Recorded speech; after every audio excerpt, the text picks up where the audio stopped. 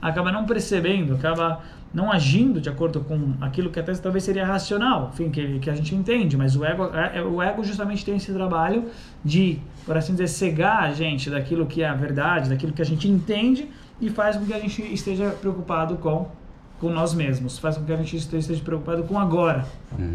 Quer dizer, é interessante, enfim, isso é trazido na Hassidut, o sexto Rebbe de Rabat traz essa ideia, né, que enfim, que Hashem deu essa capacidade para o Yetzer Hará, de mesmo coisas que de repente, se tirar o Yetzer Hará, a gente vai falar, não faz sentido a gente fazer isso daqui, tirando o Yetzer Hará não faz sentido, mas o Yetzer Hará ele faz aqui com que a gente acaba mudando, ele muda a nossa cabeça para que a gente acha que faça sentido, ele acaba cegando e faz, obviamente o ego faz com que a gente dê importância para essas coisas, que a gente acabe cegando o lado racional, o lado mais que faz mais sentido, e a gente acaba dando importância para aquilo que é o material, para aquilo que é o limitado, para aquilo que na verdade é só temporário e passageiro.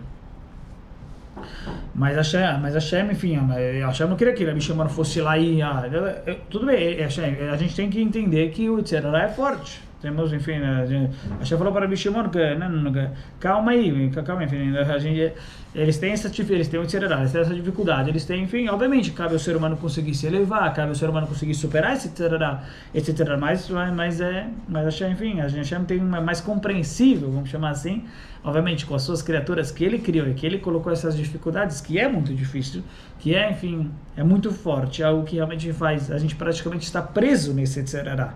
Tal ponto, que é isso que a gente fala da prisão, enfim, que a gente determinou, né, na teoria do determinismo, nesse sentido, a gente determinou que a gente estivesse praticamente preso e seguisse esse Yetzer Hará, enfim, a gente então se libertar desse Yetzer Hará, se libertar desse ego que cega a gente, é muito difícil.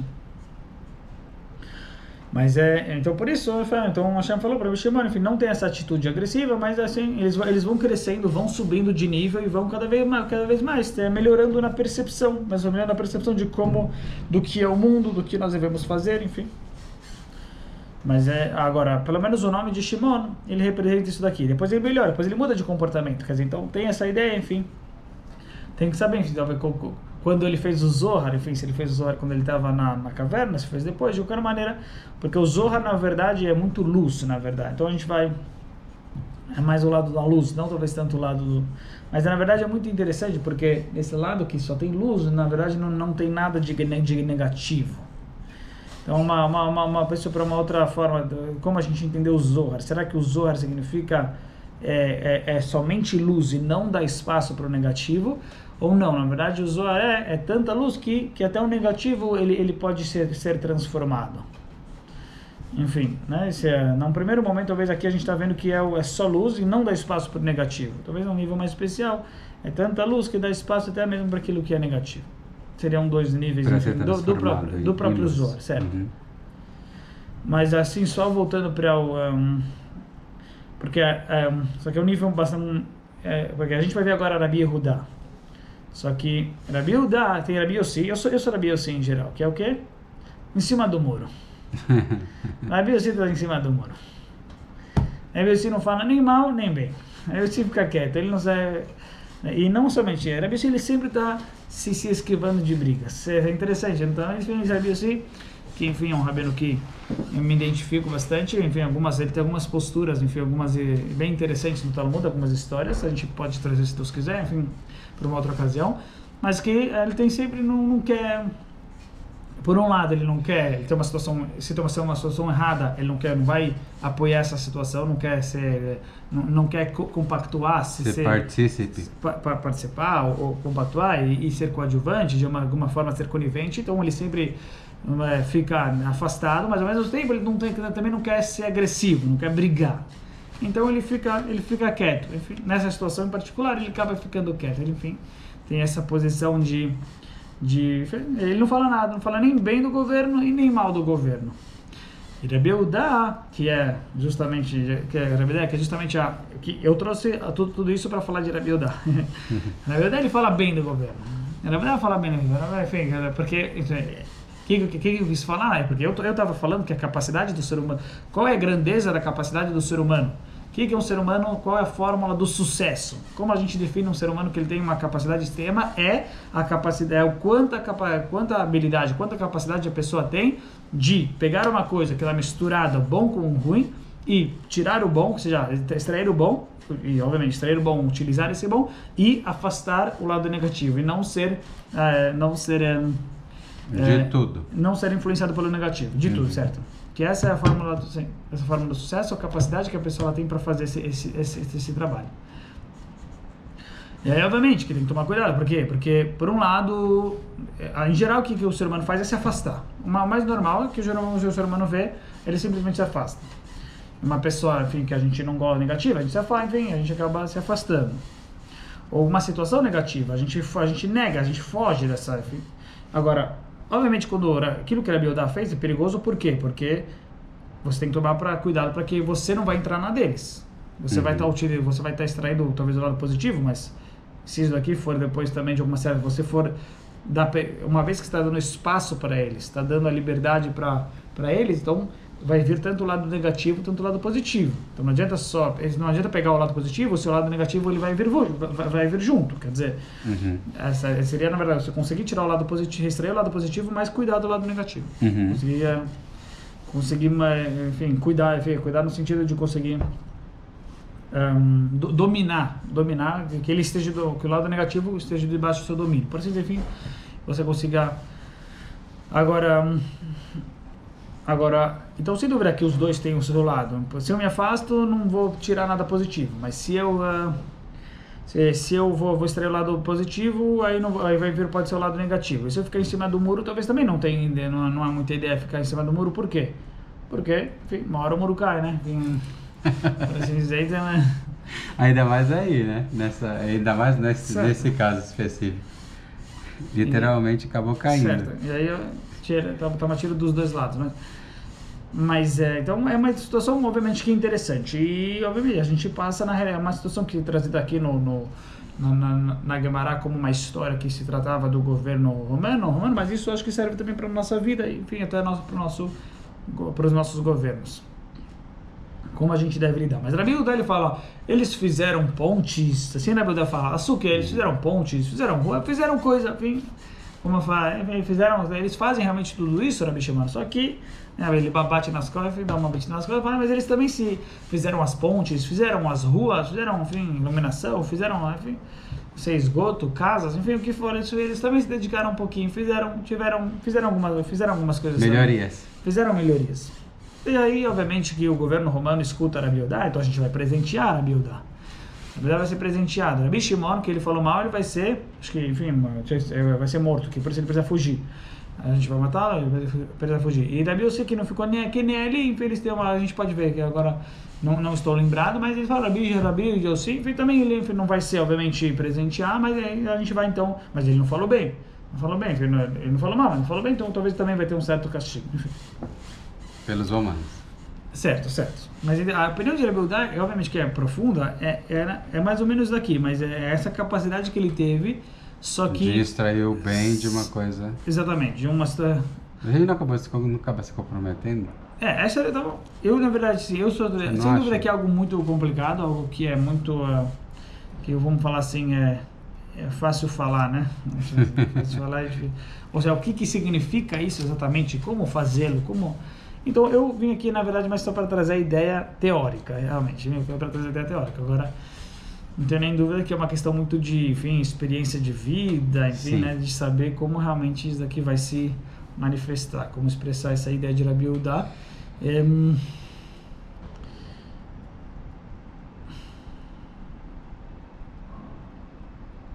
Acho que vai ter que aplicar em cada caso, né? Certo. Assim, de acordo com o que a gente está falando, é simplesmente... assim, pelo menos é simplesmente entender que a gente olhar mais de fora, vamos chamar assim. Sim. O mundo, ele tem esse lado... o mundo tem esse lado negativo. Então, talvez, em outras palavras, talvez não olhar tanto para o lado da pessoa que está fazendo ruim. Quando a gente olha o lado que é a pessoa que está fazendo ruim, então realmente aí fica mais difícil ainda. para a gente poder consertar aquilo. A pessoa... Desculpa, não olhar tanto para a pessoa. Não olhar tanto como assim, uma pessoa que decidiu fazer a coisa ruim, vamos chamar assim, mas olhar como se fosse que Hashem, ele criou o mundo de maneira que existe o bom e o ruim. Então, quer dizer, eu tenho que olhar como um fato, não tanto como uma decisão da pessoa, mas como um fato que existe. O fato é que Hashem criou uma coisa boa e uma coisa ruim. Então, eu tenho que aceitar esse fato. Foi o que eu tentei explicar da outra vez no final do outro senhor que eu da ideia de não existir o mal, porque se a gente extrair o bem de todas as coisas para as pessoas, né?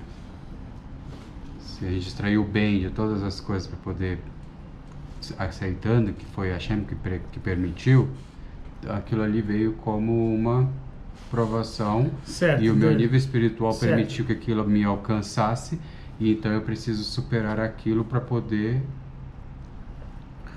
passar para um outro nível. Então, nesse sentido que eu tinha falado. Então, se a gente extrair o bem de todas as coisas e saber e tiver a consciência de que aquilo veio por um desígnio divino, então a gente chega naquele ponto que a gente estava debatendo do mal. Certo. Do mal ser algo... Como entender o mal, certo? Como entender o mal. Que é algo profundo. Tá bom, certo. Algo extremamente profundo, sim.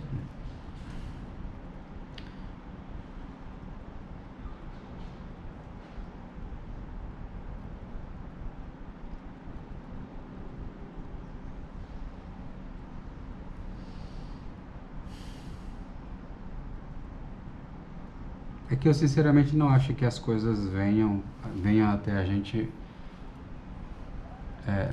Bom, isso o próprio Rebbe falava, né? Sim.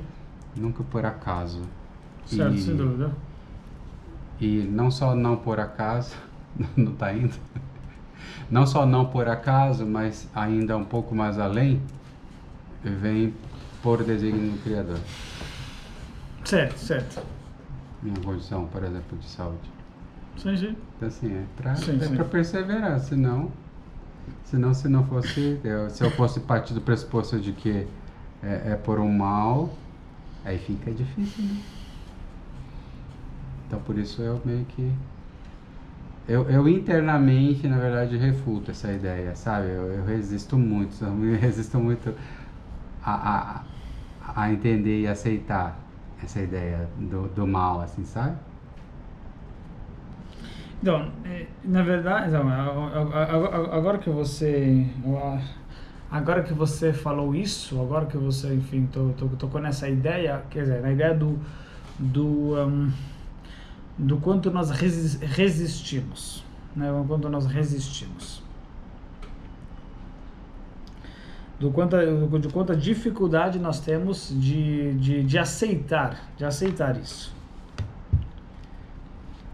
E na realidade, de acordo com, já que esse é justamente o ponto quando a gente fala de livre-arbítrio, quando a gente fala de determinismo.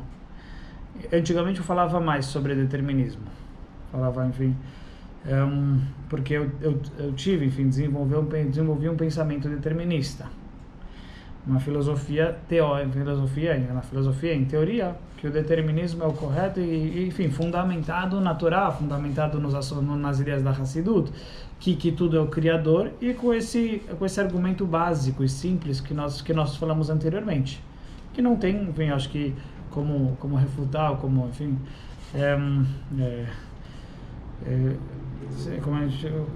como contestar e refutar, obviamente que pode ser discutido, enfim, não quer dizer, né, obviamente, Hashem que criou tudo, enfim, então qualquer argumento, qualquer pensamento ao mesmo tempo você pode entender de uma maneira, mas de repente Hashem também pode fazer, enfim, com que tenha uma outra maneira de ser entendido, que você próprio entenda de uma outra maneira, que outro entenda de outra maneira, mas pelo menos tudo isso na verdade faz parte, na verdade, de tudo aquilo que Hashem próprio ele está criando. Então qualquer coisa que eu cheguei, que eu vá entender, qualquer coisa que, enfim, que eu vá sentir, qualquer coisa que eu vá chegar à conclusão, na verdade não passa de alguma coisa que a Hashem está programada para que, enfim, alguma coisa na minha cabeça que está levando com que eu chegue a essa conclusão.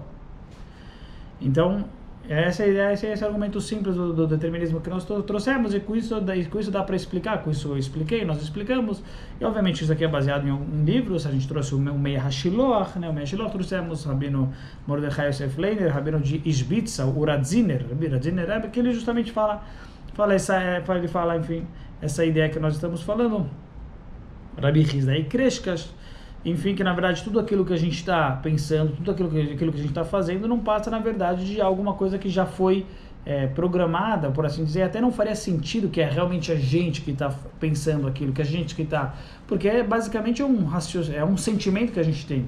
A gente tem uma forma como a gente pensa, e essa forma como a gente pensa, esse sentimento que nós temos, tudo isso já foi plantado dentro da gente, tudo isso já foi colocado dentro da gente, foi programado. Então não faz sentido a gente falar que existe o livre-arbítrio verdadeiro. A gente não sente, como a gente falou, essa grandeza que Deus faz tudo isso, mas a gente sente que é nosso, a gente sente que é meu, que eu sinto, que eu entendo, que eu acho. E na verdade tudo isso que você desenvolveu, tudo isso que você sente, tudo isso que você entendeu, e sou eu, que a gente sente esse ego, sou eu que na verdade não passa. A Hashem colocou o ego justamente para cegar o lado dele. O ego justamente cega o lado do Criador. Uhum.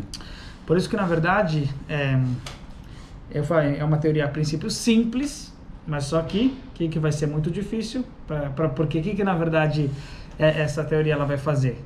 Que na verdade não existe mais o eu, porque tudo quer dizer que então não sou eu, então na verdade, e aí vai vir realmente o lado profundo, aí vai vir o lado profundo, e profundo no sentido de difícil, é simples, só que já que a gente tem tanta resistência, está tão profundo dentro da gente não aceitar isso, está tão profundo dentro da gente ter o ego, querer sentir que sou eu que penso, que sou eu que estou fazendo. É justamente por isso que não é. Certo, mas a gente quer sentir que sou eu, porque então, e por isso é algo tão profundo dentro da gente. É algo simples, na verdade, só que dentro da gente acaba sendo muito profundo, porque a gente está muito preso com o lado do ego. A gente está muito preso nessa ideia de querer sentir o eu, de querer falar que sou eu que entendo, eu que faço. Eu que sinto, e principalmente quando entra numa questão entre pessoas, aí mais ainda, o ego ainda se manifesta mais ainda quando envolve pessoas. Enfim, existe Rabbi Yonatan Eibeshitz, né? Rabbi Yonatan Eibeshitz, ele falava, existe nível, então existe você vai perder dinheiro. Então ele falava o seguinte, as pessoas, ele era um rabino, foi um grande rabino, foi rabino em Praga, enfim, foi rabino em Altona, foi rabino em algumas cidades. Ele é conhecido, enfim, né, como um rabino inteligente e perspicaz, enfim, tem várias histórias com ele. Então ele fala que as pessoas vêm para mim, elas vêm me fazer perguntas. E elas perguntam para mim, rabino, isso é kasher ou isso não é kasher? Eu posso comer isso ou não posso comer isso? Eu tenho que comprar tal coisa ou não tenho que comprar tal coisa? Tem que cumprir uma mitzvah ou não tem que cumprir uma mitzvah? E eu falo para elas, tem que cumprir ou não tem? É kasher ou não é kasher? E as pessoas me atendem. As pessoas, elas me respeitam, me honram, se eu falei que sim, se eu falei enfim. E mesmo que isso daqui custe dinheiro para elas, elas vão ter que agora gastar, vão perder, não é kasher, se não é kasher, vai ter que jogar fora. Vai ter que cumprir uma mitzvah, então vai ter que comprar, enfim, vai ter que comprar... Isso quando? Desculpa. Quem? Isso não, quando? essa é uma história com o Rabino Shanai. Mas tá bom. Certo. Viu 300 anos atrás. Que a gente tem ainda, né, hoje. O quê? A gente ainda tem. Não, mas a história vem que as pessoas perguntam e ele fala que as pessoas elas respeitavam ele. Sim. Não, a gente tem, né? Tem o quê? Essa prática. De perguntar? Sim, não, claro, isso não tem problema. Não, mas eles... Não, tem um grupo mesmo das perguntas. Tá bom, não, excelente. Com a vida jamais. Excelente. E é muito curioso, porque às vezes perguntam umas coisas e assim, gente, eu não tinha pensado nisso. E dá pra ler o dia inteiro, porque é muito bom, tem muita pergunta. Sim, mas ele fala, as pessoas vêm me perguntar e eu respondo. Eu falo para elas, enfim, se sim ou se não, elas mesmas, mas quando envolve uma situação de... Então, se elas estão me perguntando sobre o judaísmo, tem 4 tomos, né, no Shulchan Aruch, tem 4 tomos. Tem um tomo que trata sobre mais mitzvot, será que isso daqui é Shabbat, enfim, será que pode fazer isso, não pode fazer isso no Shabbat, enfim. Aí depois tem o segundo tomo, será que pode comer isso, será que não pode comer isso? Enfim, tem o terceiro tomo que trata sobre, que é relacionado ao casamento, enfim, relacionado com assuntos relacionados ao casamento. E depois tem o quarto que é relacionado a dinheiro entre uma pessoa e o outro, entre uma pessoa e seu próximo, seu parceiro, enfim, seu companheiro. E nesse quarto tomo, aí é o que os rabinos têm a maior dificuldade.